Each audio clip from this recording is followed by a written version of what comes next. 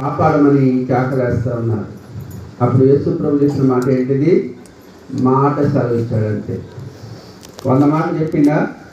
ఎన్ని మాటలు చెప్పిండు? గద్దించగానే నిమ్మల మాయను అని ఉంటుంది.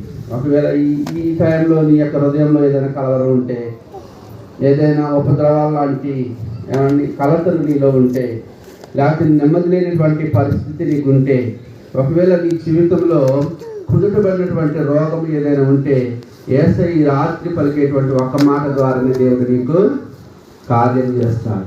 నమ్మితే గట్టిగా చప్పలు కొట్టండి. సామెతల గ్రంథము 10వ అధ్యాయము 7వ వాక్యాన్ని మనం చదువుకుందాం.